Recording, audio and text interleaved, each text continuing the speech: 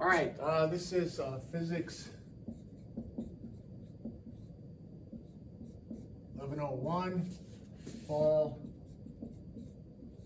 2022, Exam 5 review. All right, this exam will be over chapters 12, 13, and 14. It'll also cover Lab 12, which is sound tubes.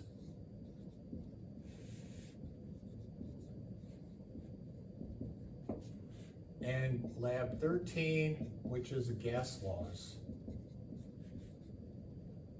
All right. Exam will be first week in December.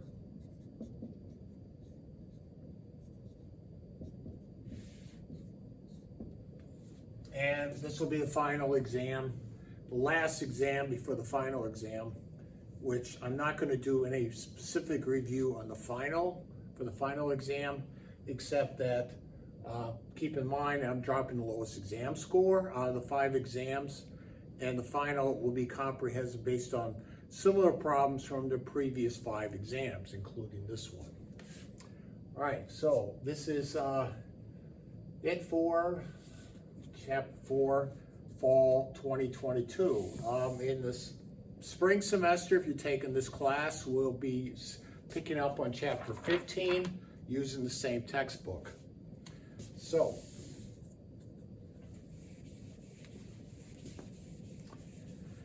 all right, so again, we talked about that. Speed of sound is 331 meters per second plus 0.6 times the temperature in degrees Celsius. So that at room temperature, speed of sound is approximately 344 meters per second, about 500 miles per hour. All right, we got into loudness is the amplitude of a wave. The pitch depends on the frequency of a wave. All right, so pitch, we're talking about sound, is actually sound we hear, all right, as opposed to a vibrating string, which is in chapter 11. So again, get into audible range as far as that is concerned, as far as sound loudness. Man, we've talked about this. Loudness goes from the threshold of hearing, which is when you could barely hear a sound, to a catastrophic sound such as being a few feet from a Saturn V rocket launch. All right. So this is why, because of the fact that there is such a huge range of intensity, sound intensity, as we said, from 100 watts per meter squared, which is intensity, watts per meter squared, all the way down to 10 to the minus 12 watts per meter squared. I mean, this is a range of 10 to 1 followed by 14 zeros, which is why we came up with the decibel scale, decibel scale, all right, of B in decibels. dB is a unit, decibels is 10 times the log in base 10 of the intensity over I naught, where I naught is 10 to the minus 12 watts per meter squared. So that's this scale. So again, and every 10 times is 10 dB difference. So a factor of 10 times is 10 dB. A factor of 100 times is 10 times 10, that'd be 20 dB. So they talked about that in the lectures as far as that is concerned. And some examples we had as far as dB, all right, which I've talked about in the lecture handouts, all right? So this is why we have such a range to a jet plane at only a few feet away. all the way down to the threshold of hearing. And so I have examples related to that, so don't keep track of that, right? I'm not going to get into the fundamentals of hearing in the ear. That's more of a biology course. So we go on again, chapter 13. We talked about open tubes, open closed tubes. This was lab 12. So again, for an open tube, which is open at both ends, the lab explains it extremely well. So this is open tube at both ends. Now we have harmonics are multiples. While for a closed tube, meaning it's closed only at one end, we only have the odd harmonics, 1, 3, 5, and so on, are the ones that resonate in a closed tube. I talked about that with chapter 12 lecture and also with lab 12.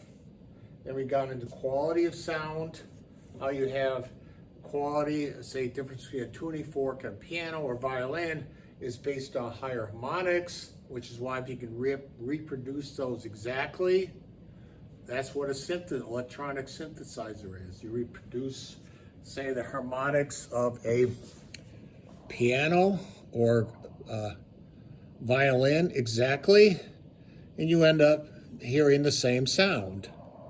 So that's how a synthesizer works, is by reproducing the harmonics just precisely for that particular instrument. All right, we talked about beats, beat frequency.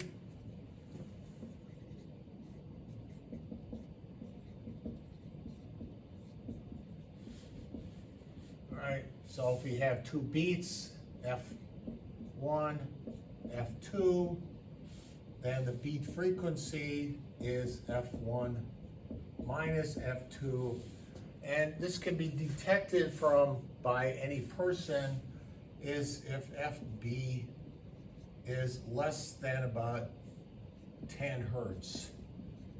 You know, beyond the difference of that, it's difficult to hear the beat sound. Maybe 20 hertz difference.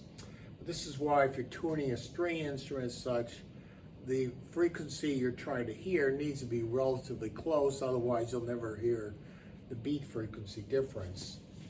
So again, this is where we get into the example here, where the beat is an oscillating sound getting louder and softer as the different frequencies mix together over a period of time.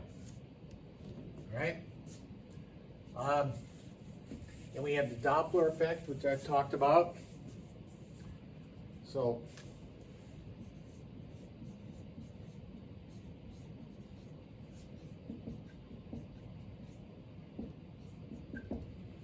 and this is, again, a sound. If you're moving towards a sound, all right, you hear a higher frequency. If you're moving away, you hear a lower frequency.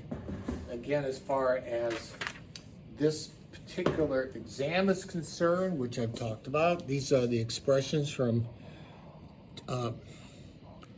page 346 in the 7th edition.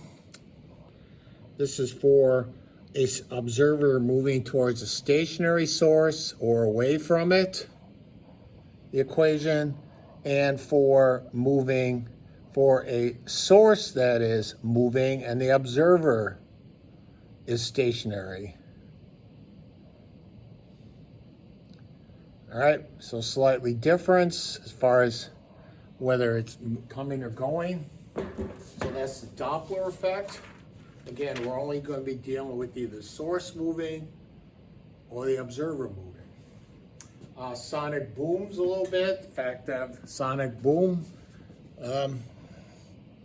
We talked about that a little bit. The fact that a wave goes fast. If you're traveling faster than the speed of sound, sonic boom. If you're traveling faster than 750 miles per hour or so, you produce a sound because the waves are actually catching up with each other. And that is the end of chapter 12. Okay, so that's the last part on waves. On chapter 13. All right, chapter 13.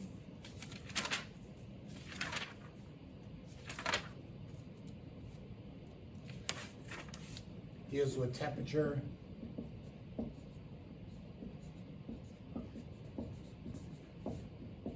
and kinetic theory.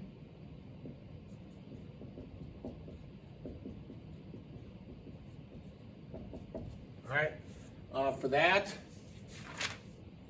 we have definition of temperature. Now, if you look at this video, absolute zero,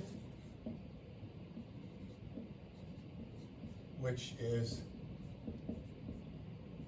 and a quiz with it. They talk about the temperature scale, history of temperature, Fahrenheit scale, Celsius scale, and Kelvin scale. So that video, absolute zero video, which will be open sometime in November.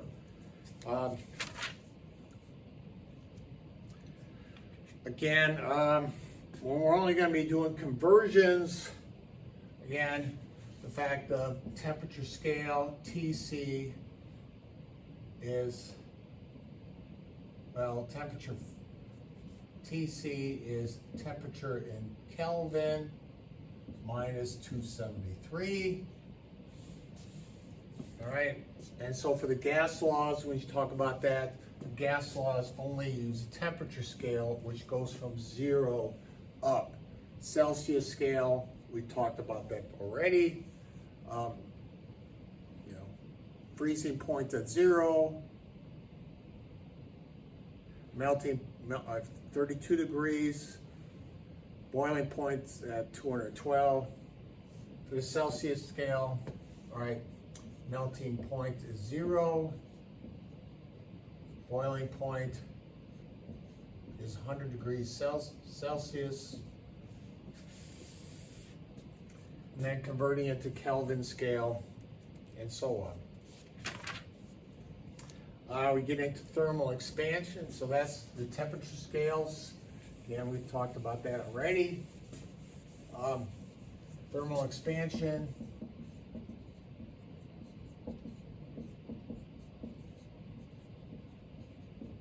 As we said, we talked about with some of the examples, is delta L is alpha L times change in temperature. So that's a change in length of an object, and object is a certain length. The amount that it expands, delta L, depends on this constant, which is dependent on material, and the change in temperature. And for a liquid, right, since we can't do a length, it's delta V is beta V delta T. All right, so this is for a volume, and this is for a solid, this is for a liquid. All right, we talked about that. As far as that's concerned, talked a little bit about the behavior of water, the fact that it's unique, and the fact that it's densest at about 4 degrees Celsius, and then starts to expand again when it gets colder. So ice is less dense than water, than liquid water at 4 degrees Celsius. So very unique characteristic of water. All right, that's that part. Now we move into the ideal gas law.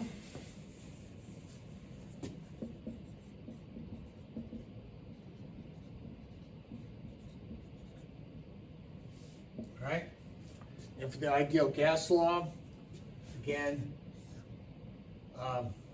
temperature, pressure, for a certain volume is constant, like a container of gas. As we increase the temperature, the pressure goes up. And again, we're in degrees Kelvin for this to work. And we have the ideal gas law, PV equals nRT, where this is the pressure, where again, I'm dealing with how mostly using chemistry. So this is in liters. This is in atmospheres. This is in liters. This is moles. This is degree Kelvin. And then R is then 0.0821 liter atmosphere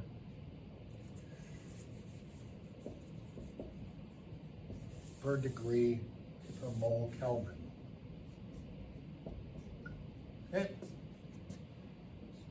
So that's what the one we use, because this is mostly used in chemistry. You use atmospheres. We can do it in Pascal. We can do it in physics expressions.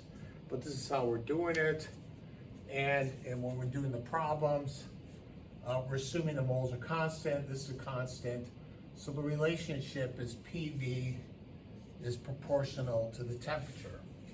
If the pressure goes up, if you have a constant temperature, pressure goes up, volume goes down. This is the gas law, lab 13. All right? As far as that's concerned. I'm not going to do the physics equivalent for this because we don't want to use that in an advanced physics course as far as those are concerned. All right, then kinetic theory. All right. And for kinetic theory, talked about kinetic theory.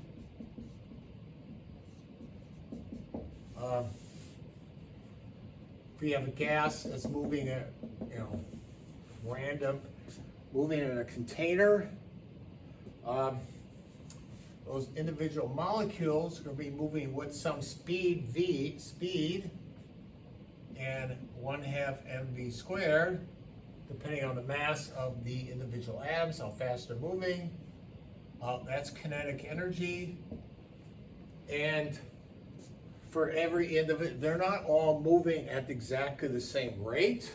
There's a distribution of these gases. Some are, if we have number and speed, there's an average speed we have, and some are going very slow, some are going very fast, but average is right about here, which we measure as 1/2 3/2 kT, where this is the Boltzmann constant of 1.38 times 10 to the minus 23rd. Okay. So we have 3/2 because we have an X, Y, and Z direction. So this is the expression here. We measure the average speed by 3/2 kT. That's the average speed, but this is also why we don't have any helium or hydrogen in the Earth's atmosphere, because some of it is, because they're so light, they're moving so fast, some of them, that they escape the Earth's atmosphere. And given enough time, because some escape, the remaining ones go down, go down, go down, go down, because the higher ones keep escaping, some of the other ones fill that in, and after a while you have none of those. So all the helium we have is trapped with natural gas, and hydrogen is escaped that way. Okay. And that's all I'm doing for chapter 13. We're not going to do anything on vapor pressure and diffusion as far as that's concerned. So that's chapter 13. Final chapter. All right. For this lab is heat. So chapter 14 is heat. And we've already talked about joules. Spell joules. You know, which either comes from mechanical energy, so mgh, or kinetic energy, 1/2 mv squared. This is all in units of joules J. But in heat, we have heat energy, and this is unit of calorie, as we talked about. And calorie is related to joules. 4.186 joules is 1 calorie. And again, this is in the video Absolute Zero, how James Joule was able to show how mechanical energy and heat energy are interchangeable. And then we have, you know, food calorie. 1 calorie is 1,000 calories, as far as that's concerned. Okay. Then we have internal energy. U is 3/2 nRT. We'll be dealing with this, we'll get into thermodynamics in chapter 15 and going from there. All right. Okay. Yep. And then, so that's that part. 14.3, specific heat.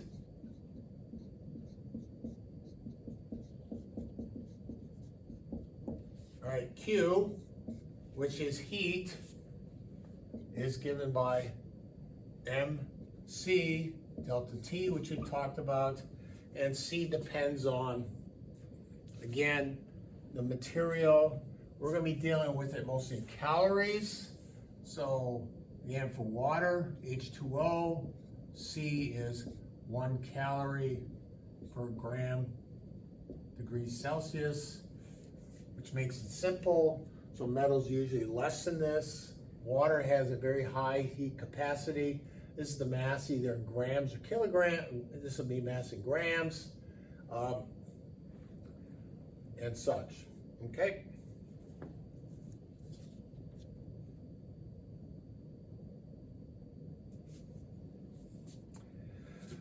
And so moving on then, we finally have latent heat, which is, as we talked about, if we boil water, it first rises in temperature until we melt ice, until all the ice is melted. The temperature stays at 0 degrees Celsius. Then once it's all melted, it rises up. And then once it starts turning to steam, it stays there until it's all turned to steam. So this is specific heat, latent heat we've talked about. Is Q is MLF or MLV, depending on ice to water or water to steam. And then for this one, it's 80 calories per gram. And water to steam is 540 calories per gram. Okay. And this we have there. And then we have the problems, which I talked about. Again, if you are mixing water and water, you're just using specific heat. but if you're mixing water with ice, you got to first melt the ice and then raise the temperature up, and that's the final temperature. And again, keep in mind the problems, which I've talked about in the lectures on chapter 14, as far as will all the ice melt? You know, if you don't have enough water to melt the ice, you'll end up with an ice water bath and such. And then the final part, you know, we have the problems again related to that. So don't, and then for heat transfer, I'm not going to go into that. Other than we have conduction, which I've talked about, convection,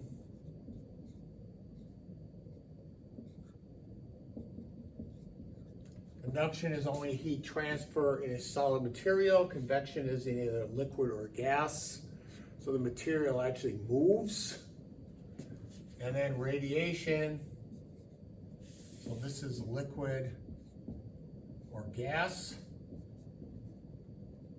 This is primarily solid heat transfer.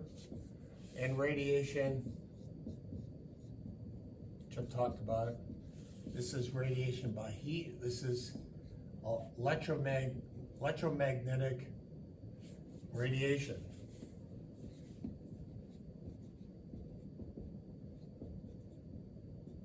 And we'll get into this more later in semester 2 as far as those type of heat transfers. And that is chapter 14. Again, the exam will be approximately 16 multiple choice questions and about 5 to 6 problems. And then again, I'll be dropping the lowest lab test score after that is concerned. So that's the end of Physics 1101. We'll have 1101, and the final exam will cover all 14 chapters, except for chapter 9, which we didn't cover. All right, so have a good